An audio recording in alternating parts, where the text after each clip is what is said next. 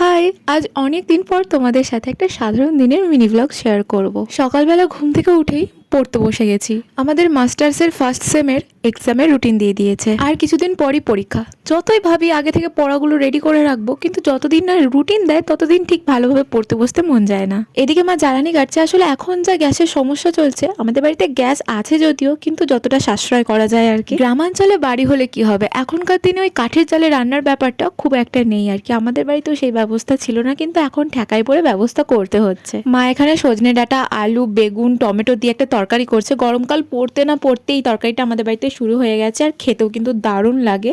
এর সাথে পুঁই শাকের ঘন্ট হবে, বেগুন ভাজা হবে, তাই সমস্ত কিছু কেটে কুটে জোগাড় করে নিয়েছে।